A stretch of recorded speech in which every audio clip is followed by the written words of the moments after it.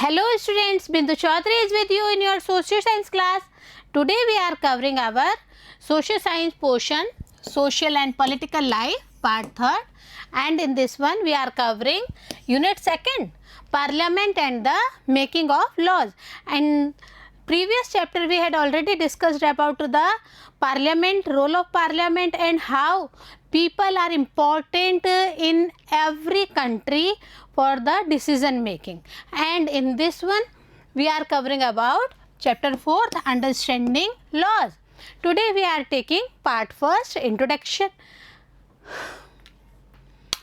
And in this one we are covering about the laws and how, again I am saying to you that how people are important in every country and what's the role of the people. We all cover this one. So ready with me? Laws and their familiarity with us. When we are discussing about this one, it is important that laws specifying age for the marriage, as we had discussed in our history portion also. In history we had studied about that laws specify some age for females and some fixed age for male also for the purpose of marriage. When we are concerning about the buying and selling properties, then there is a law for this one also, laws governing the buying and property selling, etc. So these are the important laws. Many amendments are there in the laws also. So what we are going to study in this chapter, first of all we will discuss this point. Our first point we will discuss about the, do laws apply to all? It means apply to all the citizens of India or not, or is there specify that these laws are for upper section and these laws are for lower section. So we will study this one. Next we will discuss about how do new laws came about.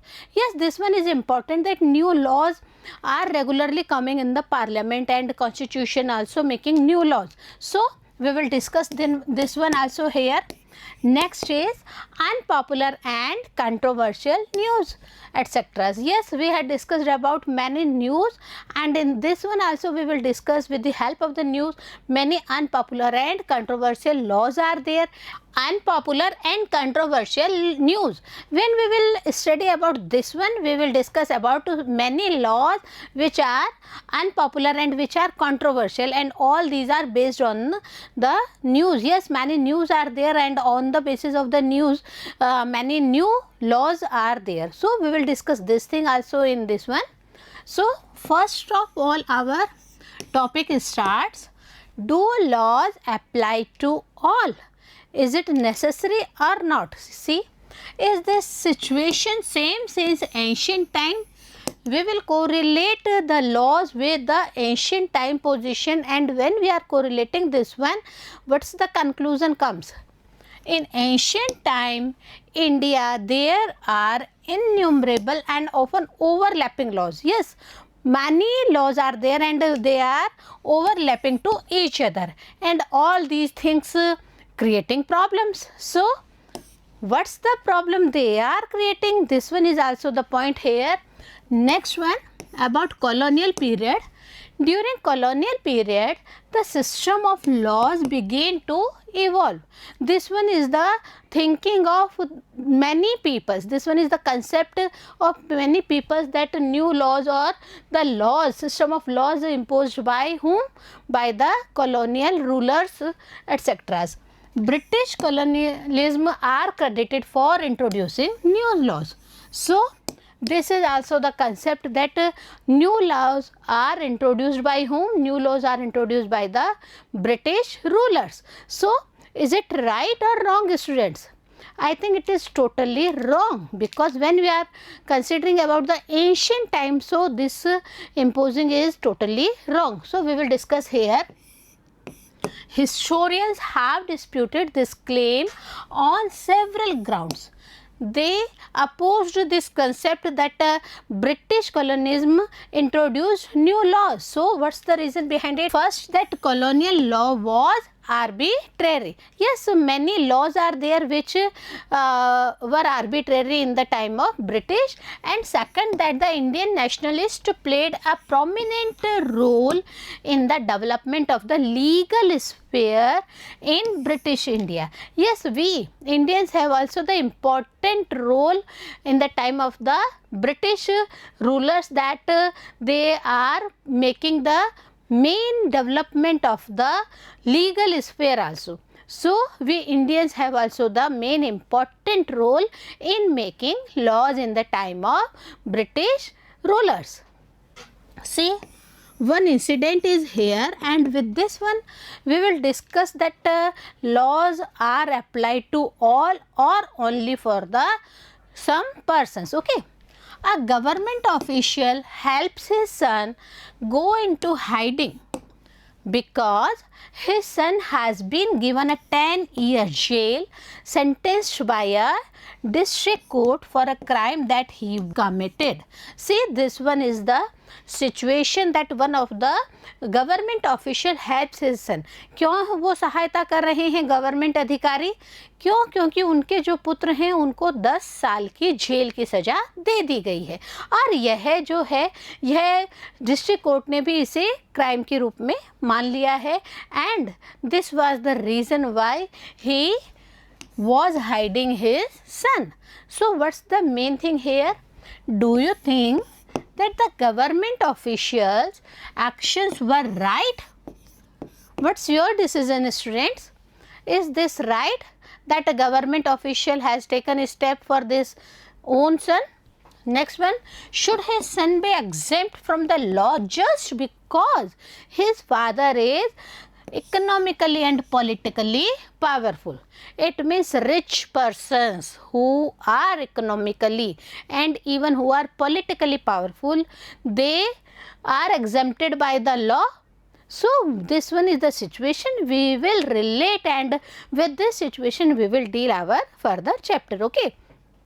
See, this action is totally not right as per yours and my opinion, because no one has right that to go against the rules of the constitution, and with this one his son totally not exempted from the sentence to 10 years jail. Okay. So the above is a clear case of the violation of law. हम सभी जानते हैं यहाँ पे law का violation हुआ है. So, as we read in unit first, members of the Constituent Assembly were agreed there should be no arbitrary exercise of powerful independent India. So, when we are considering about the exercise of power independent India, it is totally clear that when we are discussing about the British rulers, and with that one we thought that they were arbitrary. So, when our new laws after independence introduced, and in this one totally cleared by our Constituent Assembly that no arbitrary exercise of power in our independent India. So this is the true thing, whether the person is powerful or the person is poor. No discrimination on the basis of this one, no discriminations on the basis of the caste, religion, etc. Okay. They therefore instituted several provisions in the constitution that would establish the rule of law. So this is a clear-cut concept in our mind about the establishment of the rule of law. When we are discussing this thing, one more thing is coming in our mind, students. The most important of these was that all persons in independent India are equal before the law. So this is the main concept. Totally clear in your mind about this concept is what, कि हमारे संविधान के सामने हर जो इंसान है उसे equal बराबर का अधिकार दिया गया है. संविधान के सामने सभी व्यक्ति बराबर हैं. And this was the totally main role after our independent India. Okay, so this concept is clear in your mind. And one more thing, the law cannot discriminate between persons on the basis of their religion, on the basis of their caste, or on the basis of gender. It means in front of law, in front of constitution, every person is equal. No discriminations on the basis of religion, no discriminations on the basis of caste, and as well as no basis of discrimination on the basis of gender also. What the rule of law means is that all laws apply equally to all citizens of the country and no one can be above the law. अब यहाँ पे एक main concept उभर कर सामने आया है बच्चों, और वह मेन कंसेप्ट क्या है कि सभी जो सिटीजन्स हैं, इंडिया के सभी जो सिटीजन्स हैं, उन सभी के लिए ऑल लॉज अप्लाई इक्वली. सभी जितने भी लॉज हैं वो क्या हो रहे हैं, इक्वली अप्लाइड किए जा रहे हैं without any discrimination and no one can be above the law.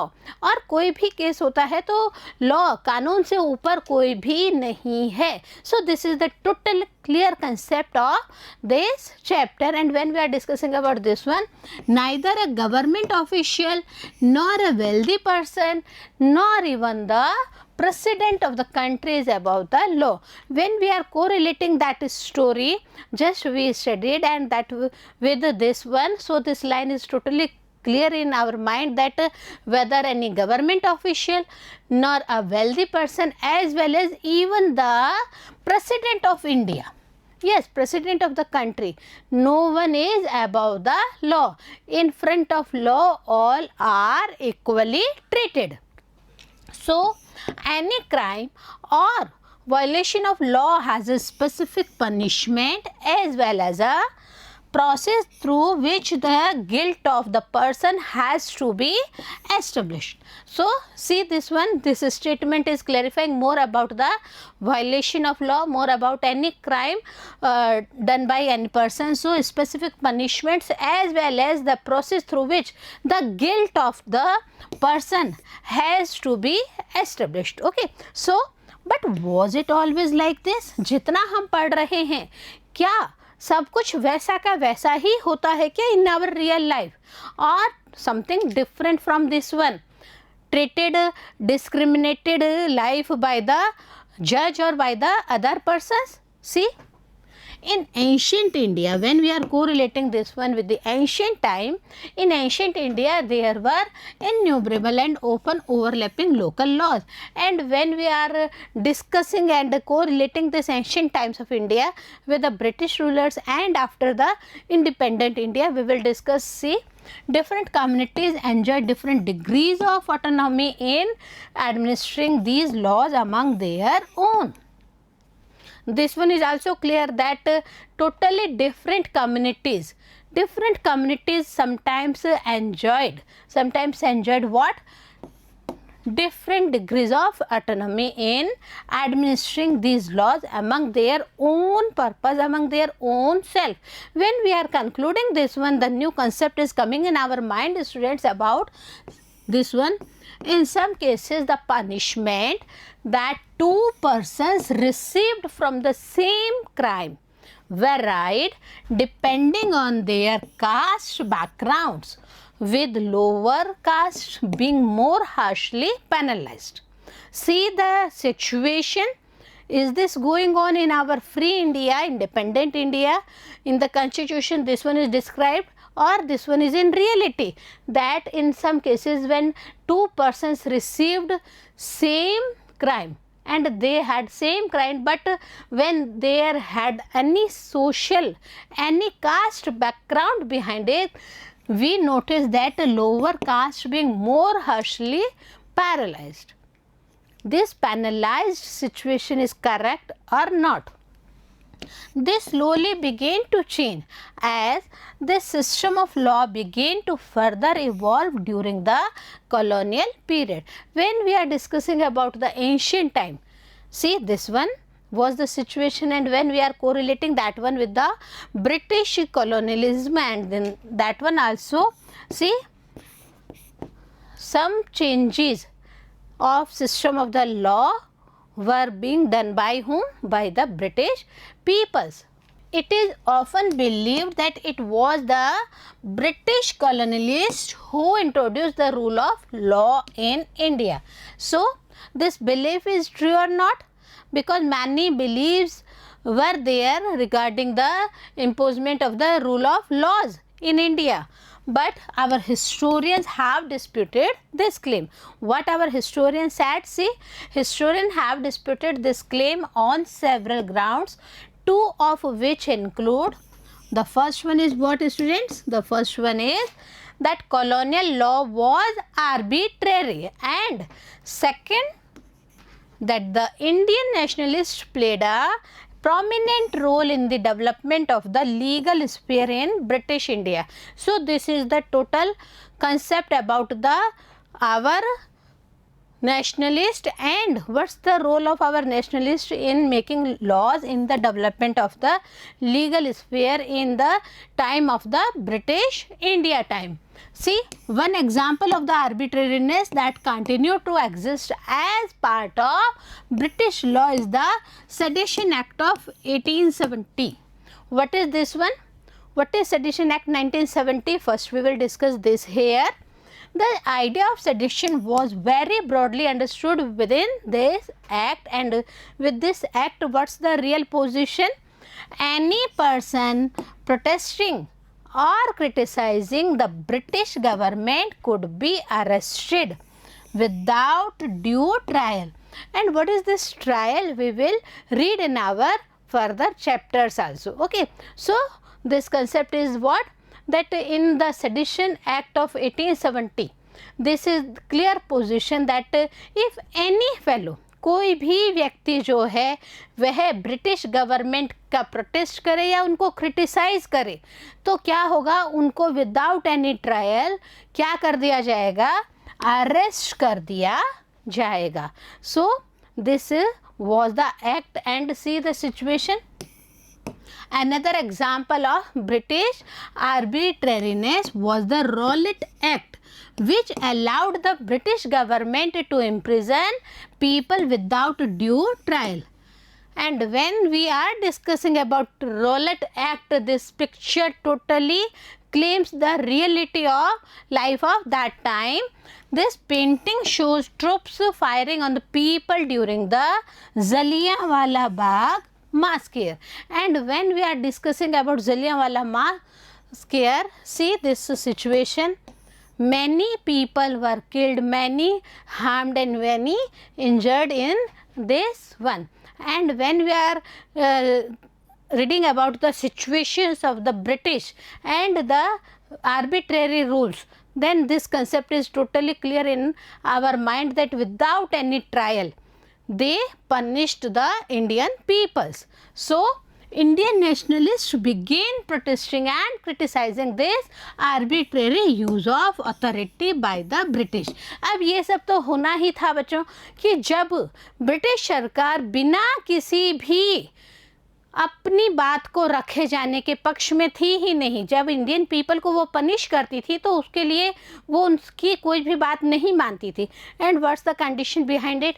हमारे जो इंडियन नेशनलिस्ट थे उन्होंने इस चीज़ को प्रोटेस्ट करना शुरू कर दिया because of the arbitrary rules by the British government. And all these things were going on, and they also begin fighting for greater equality and wanted to change the idea of law from a set of rules that they were forced to obey to law as including ideas of justice. And when conditions became very worst, and only on that time what happened, our Indian nationalists began protesting and began criticizing these arbitrary rules imposed by the British India. And when we see this situation, then this is the starting, because they begin to fighting for greater equality. When we are considering about the fundamental rights, and in our fundamental rights one thing is there, equality in front of law. So they also demanded equality and wanted to change the scenario of ideas of law, and from that set of rules, what they needed? They needed that they were forced to obey these laws, and to laws these they wanted what? They wanted ideas of justice also. So, equality and justice were demanded by whom? Equality and justice in front of law demanded by our nationalist Indian fighters, freedom fighters, and they demanded this one by British government. And what's the scenario were going on? By the end of the 19th century, the Indian legal profession also began emerging and demanded respect in colonial courts, because when our Indian lawyers came in front of the British government and they also decide the any crimes role in the court, and in that time also they demanded their own respect in front of the colonial courts, because before this one what's happened? Only one sided face was there in colonial system, and when there was a demand by the Indian legal professions, professors also demanded that we also need equality, we also need respect in colonial courts. So, they began to use law to defend the legal rights of Indians, and this was the starting, students, this was the starting that how our legal professors wanted to defend the legal rights of Indians. And this was not the starting, they were pursuing one by one in different fields against the colonial system because of the arbitrariness. Okay, so Indian judges also began to play a greater role in making decisions. See the situation in ancient time and now the situation in the colonial rules, and in that one how Indian peoples had a great prominent role in changing the laws, in imposing the laws, because Indian judges also began a greater role in what, students? In making decisions in the courts also. So, therefore, there were several ways in which Indians played a major role in the evaluation of the rule of law during the colonial period. So, here what's the role of the Indian people?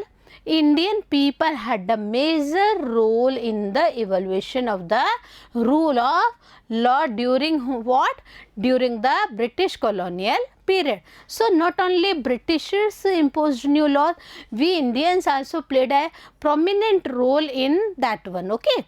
So, here is the concept, and with the adoption of the constitution, this document served as the foundation on which our representatives began making laws for the country.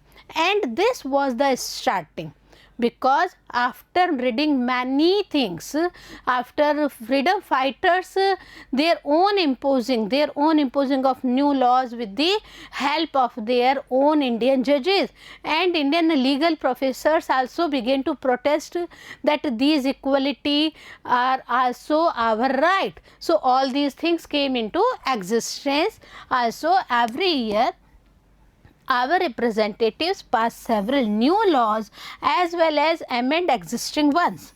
When we are discussing about the present India, in our present India, what's going on, students? Every year our representatives, it means MLAs, MPs, they represent new laws as well as many amendments relating to the existing rules or existing laws in our constitution. But what's that going on? What's the importance in that? First, we will correlate the story of our class 6th book in this one. In our class 6th book, we read about the Hindu Succession Amendment Act 2005. When we are correlating 2005 Amendment Act, what's in this act? This one is new law, and what's in this act? See, according to this new law, sons, daughters and their mothers can get an equal share of family property.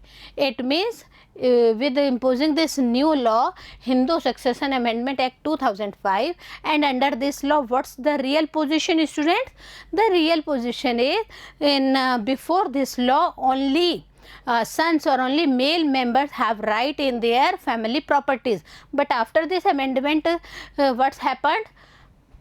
Sons as well as daughters as well as their mothers all get an equal share of family properties, all had a equal right in property sharing. So similarly, new laws have been enacted to control pollution and provide employment also. With this one 2000 Act, to 2000 Act, Amendment Succession Act, we had many other acts also, as Control Pollution Act as well as Provide Employment Act also. How do people come to think? These are new laws, but one concept with new laws is also there. What's that concept? How do people come to think and propose that a new law is necessary? This is the main question here. We will read more about this in the next section when we are discussing about new laws and how the new laws came into existence, what's the necessity behind it, and who are the people who are making new laws. This concept is clear in our mind that our representatives are in the House of Lords and House of Commons, but how their mind comes with the correlating these new laws, we will discuss in our next session. Have a nice day.